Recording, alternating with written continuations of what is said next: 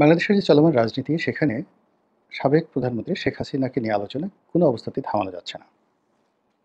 তাকে কেন্দ্র করে হাস্য তৈরি হচ্ছে, রস তৈরি হচ্ছে, তাকে কেন্দ্র করে নাটক তৈরি হচ্ছে, সিনেমা তৈরি হচ্ছে। তাকে উপলক্ষ বানিয়ে মানুষকে ক্রোধান্বিত করার চেষ্টা করা হচ্ছে। তাকে উপলক্ষ করে মানুষের মনে আওয়ামী লীগ সম্পর্কে এবং শেখ হাসিনা সম্পর্কে, শেখ পরিবার সম্পর্কে ঘৃণার উদ্রেক তৈরি করা হচ্ছে। তাকে দিয়ে ছেলেরা মেয়েরা কার্টুন তৈরি করছে। তারপর বিভিন্ন টিকটক ভিডিও তৈরি হচ্ছে। তার কল রেকর্ড ফাঁস হচ্ছে। কেউ বলছে তিনি নিজে এটা তৈরি করছেন। কেউ বলছে যে এআই দিয়ে অর্থাৎ আর্টিফিশিয়াল ইন্টেলিজেন্স দিয়ে এই সকল ভিডিও বা অডিও ক্লিপ তৈরি করে ছাড়া হচ্ছে, যার সঙ্গে শেখ হাসিনার কোনো সম্পৃক্ততা নেই। কেউ বলার চেষ্টা করছেন তিনি দিল্লিতে আছেন, কেউ বলার চেষ্টা করছেন তিনি কলকাতাতে আছেন। অনেকে বলার চেষ্টা করছেন যে তিনি এখন ভারতের গলার কাঁটা, তাকে যেকোনো মুহূর্তে ভারত থেকে তাড়িয়ে দেওয়া হবে। প্রথম দিকে যেটা বলা হচ্ছিল তাকে কাজাকিস্তানে পাঠিয়ে দেওয়া হবে বা উজবেকিস্তানে পাঠিয়ে দেওয়া হবে। বা তিনি রাশিয়াতে যাবেন অথবা লন্ডনে যাবেন। পরে জানা গেল তিনি কলকাতাতেই থাকবেন বা ভারতে থাকবেন, আগরতলাতে থাকবেন। এখন অনেকে বলার চেষ্টা করছেন যে তিনি খুব রোগাক্রান্ত, ভীষণ রকম অসুস্থ। আবার কেউ বলার চেষ্টা করছেন যে তিনি মূলত মানে মারা গেছেন, জীবিত নাই। এইরকম মানে হাজারটি যাকে বলা হয় উপাখ্যান তৈরি হচ্ছে।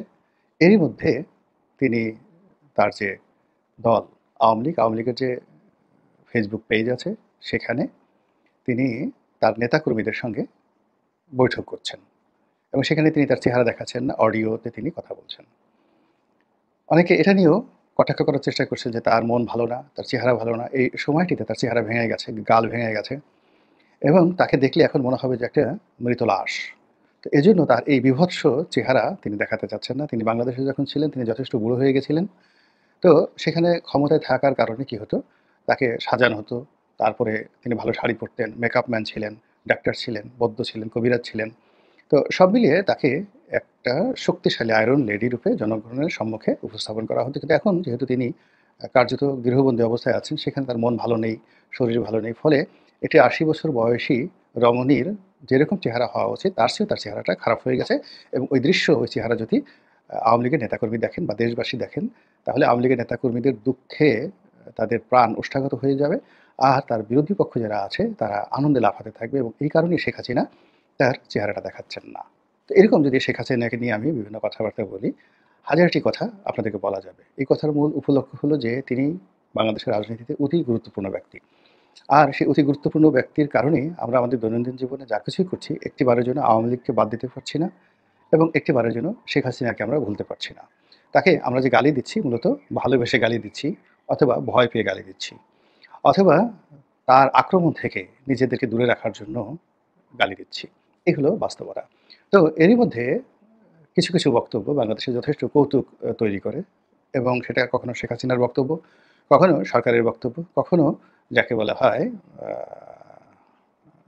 যাকে বলা হয় সরকারের যারা কর্তা ব্যক্তি রয়েছেন তাদের বক্তব্য। তো সব মিলিয়ে আ শেখ হাসিনা মনে হচ্ছে যে ইতিহাসের সবচেয়ে একটি আ আলোচিত অবস্থানে তিনি রয়েছেন। তিনি যখন সরকারে ছিলেন হয়তো তখনও তাকে নিয়ে এভাবে আলোচনা হতো না। তাকে নিয়ে আলোচনা হচ্ছে লন্ডনে, তাকে নিয়ে আলোচনা হচ্ছে আমেরিকাতে, তাকে নিয়ে আলোচনা হচ্ছে ঢাকাতে, টেকনাফে, তেঁতুলিয়াতে, আরও অনেক জায়গাতে, টুঙ্গিপাড়াতে।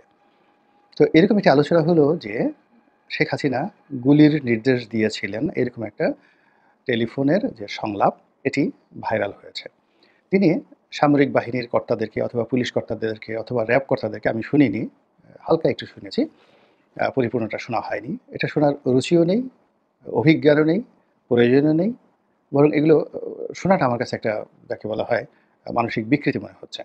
তো সেখানে যেটা বলার চেষ্টা করা হচ্ছে যে তিনি সরাসরি আ হেলিকপ্টার থেকে গুলি চালানোর নির্দেশ দিয়েছেন এবং প্রাণঘাতী অস্ত্র অর্থাৎ পুলিশ সাধারণত যে সকল অস্ত্র আ যাকে বলা হয় ব্যবহার করে সেটা হলো রাবার বুলেট, লাঠি, টিয়ার শেল, যেগুলোতে মানুষ মরে না। আর যেগুলোতে একদম সরাসরি আ মানুষ মারা যায়, এই ধরনের অস্ত্র যুদ্ধে যেগুলো ব্যবহৃত হয় সেইগুলো ব্যবহার করার জন্য নির্দেশনা তিনি দিয়েছেন এবং যত লাগে তত মেরে ফেলো। এরকম একটি বক্তব্য প্রচার করার চেষ্টা করা হচ্ছে। এখন বোঝার চেষ্টা করুন যে এটা আমরা কেন করছি? আমাদের এটা দরকার কি এই সময়টিতে? শেখ হাসিনা এখন হত্যা মামলার আসামি। একটি দুটো নয়, শত, শত হত্যা মামলার আসামি। তার যদি সব মামলাগুলোর বিচার হয় এবং সব মামলাগুলোর শাস্তি একত্র করা হয়। কম করে হলেও ৩,০০০ বছর তার শাস্তি হবে। যদি যাবজ্জীবন দিতে যান ৩,০০০ বছর তার কারাদণ্ড হবে। আর যদি তাকে ফাঁসিতে লটকাতে চান তাও অন্তত ৩,০০০ বার আপনি তাকে ফাঁসিতে লটকাতে পারবেন। তো সেই ক্ষেত্রে তিনি গুলির আদেশ দিয়েছেন এই কথা বলে আমরা যে জনগণের মধ্যে যে বার্তাটা পৌঁছানোর চেষ্টা করছি, সেটি তো আল্টিমেটলি বুমেরাং হয়ে যাচ্ছে। আল্টিমেটলি বুমেরাং হয়ে যাচ্ছে অর্থাৎ আমরা যে ভয় পাচ্ছি, অর্থাৎ যারা সরকার পরিচালনা করছেন তারা শেখ হাসিনাকে ভয় পাচ্ছেন, এক। দ্বিতীয়ত যে তিনি এই নির্দেশনা যাদেরকে দিয়েছেন, সেটা ছাত্রলীগের নেতাকর্মী নয়, তারা সরকারি কর্মকর্তা কর্মচারী। তো এই সরকারি কর্মকর্তা কর্মচারীদের একটা যাকে বলা হয় চেইন অফ কমান্ড আছে। যেমন ধরুন তিনি যদি সেনাপ্রধানকেই একটা কমান্ডের অধীনে তিনি বলে থাকেন যে ডু ইট, এটা করো।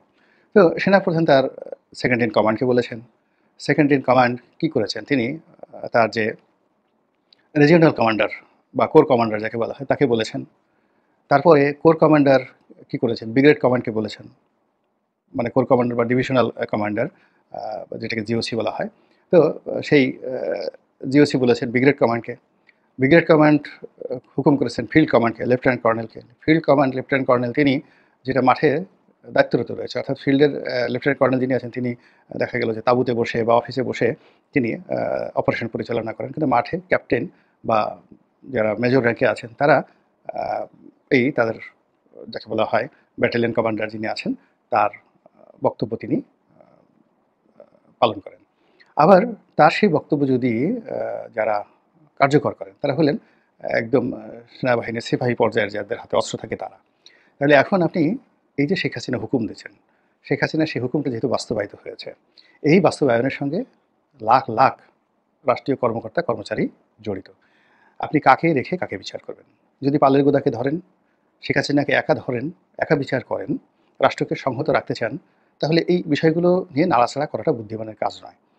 আর যদি আপনি মনে করেন যে না, পুরো রাষ্ট্র ব্যবস্থার সবাইকে শেখ হাসিনার হুকুম যারা পালন করেছে, সেক্ষেত্রে আপনাকে ইউনিয়ন পরিষদের তহসিলদার থেকে শুরু করে চৌকিদার পর্যন্ত সবাইকে ধরতে হবে। এর কারণ হলো এই চৌকিদাররাও পর্যন্ত অপকর্মের সাথে জড়িত ছিল। ছোট্ট একটা উদাহরণ দেই, যেমন ধরুন নির্বাচন হলো এই ২০২৪ সনের ২৩ সনের যে নির্বাচন, ২৪ সনের যে নির্বাচনটি হলো, যেটিকে আমরা আমিন আমিন নির্বাচন বলি। তো সেই নির্বাচনে ভোটার উপস্থিত করার জন্য ইউনিয়ন পরিষদের চেয়ারম্যান, মেম্বার থেকে শুরু করে চৌকিদার তারা সবাই সম্মিলিতভাবে লোকজনকে রীতিমতো ছাগলের মতো, গরুর মতো পিটিয়ে তারা এই ভোট কেন্দ্রে আনার চেষ্টা করেছে। বিকজ প্রতিটি ইউনিয়নে যে সকল সুবিধাভোগী লোকজন রয়েছে, জনগোষ্ঠী রয়েছে, যেমন বয়স্ক ভাতা, বিধবা ভাতা, তারপরে শেষে ৪০ দিনের কর্মসূচি, এরপর জেলেদের চাল দেওয়ার যে কর্মসূচি, এরকম অন্তত ২০ থেকে ২৫টি সুবিধাভোগী শ্রেণী রয়েছে।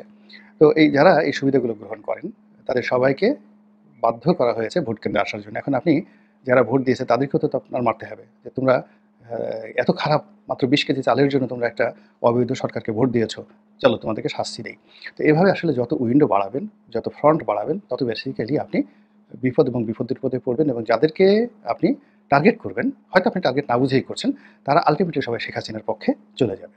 তো এই কারণে কি হচ্ছে যে এই যে শেখ হাসিনা হুকুম দিয়েছেন, এই জিনিসটা প্রচার করাটা আসলে মানে যারা কর্তা ব্যক্তি রয়েছেন তাদের জন্য একটা নির্বুদ্ধিতার কাজ হয়েছে, এবং এই কর্মের ফলে যেটি প্রকাশিত হয়ে পড়ে সেটি হলো মানুষ সবসময় শক্তিশালী লোককে পছন্দ করে, শক্তিশালী গাছ পছন্দ করে, শক্তিশালী মানুষকে পছন্দ করে।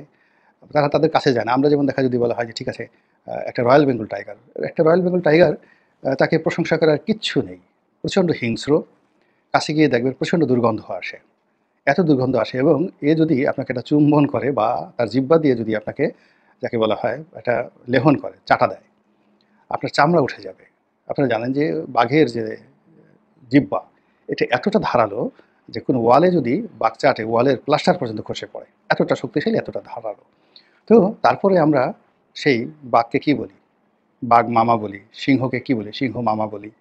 অথচ বাঘ সিংহের কাছে আপনি তাদের মানে কোনো কিছুই নেই যেটাকে আপনাকে আকর্ষণ করতে পারে, গায়ে দুর্গন্ধ, হিংস্র, তারপর তাদের যে বুদ্ধিশুদ্ধিও কিন্তু শিয়ালের মতো অতটা বুদ্ধিশুদ্ধি নেই, গোয়ার গোবিন্দ টাইপের, একা একা থাকে, কারোর সাথে চলে না, অসামাজিক, কিন্তু আপনি তাকে ভালোবাসেন শক্তিমত্তার জন্য। এখন আপনি শেখ হাসিনা গুলির হুকুম দেন, তারপর শেখ হাসিনা গুম করেন, খুন করেন, তারপরে শেখ হাসিনা এটা করেন, ওটা করেন। মানে যেভাবে যত নেতিবাচক কথা বলেন তাকে মূলত একজন রাক্ষসী, একজন ডাইনি। আপনি যেভাবেই তাকে প্রমাণ করতে চান না কেন, আল্টিমেটলি আমাদের যারা ভীত সন্ত্রস্ত যারা লোকজন রয়েছে, তারা ভয় করবে এবং শেখ হাসিনার ব্যাপারে নিউট্রাল হয়ে যাবে। এবং তারা অনেকেই বলবে যে, এই মহিলা যদি কোনো কারণে আবার আসে, তাহলে তো এই সময়টাতে সে হেলিকপ্টারে করে গুলির হুকুম দিয়েছে। আগামীতে তো হেলিকপ্টার থেকে গুলির হুকুম দেবে না। যে বলবে ডাইরেক্ট ধরে নিয়ে আসো আর আমার চোখের সামনে তাদেরকে ব্রাশ ফায়ার করে মেরে ফেলো। কাছি বাবা গো, মা গো, আমি এই ব্রাশ ফায়ারের মধ্যে পড়তে যাব না। আমাদের সমাজের মানুষ এরকম ভীত সন্ত্রস্ত। এবং এটা আজকে কালকের নয়। একটা সময় একটা ছোট কাহিনী বলি। আমি জানি না ভিডিও লেন্থ কতটুকু হবে। ইয়াজুজ এবং মাজুজদের আমরা গল্প জানি। তো মধ্যযুগে সেই মঙ্গল সেনাদের বিরুদ্ধে সেই গুজব ছড়িয়ে পড়ল যে এরা মূলত ইয়াজুজ এবং মাজুজ। ইয়াজুজ এবং মাজুজ এরা পাহাড় চেটে, চেটে খেয়ে ফেলে। তো এই অবস্থাতে চেঙ্গিস খানের বাহিনী পৃথিবীর সবচেয়ে ওই মুহূর্তে ১ নম্বর সুরক্ষিত শহর, সেটা হলো গুরগাঁও। রাজধানী খাওয়ারিজম ডাইনেস্টির রাজধানী গুরগাঁও, সেটা আক্রমণ করল। তো যখন বাহিনী আসলো, ওটা কয়েক স্তরের, এমনকি কনস্টান্টিনোপলের যে রক্ষাবহু ছিল, তার চেয়েতেও সুরক্ষিত শহর ছিল গুরগাঁও।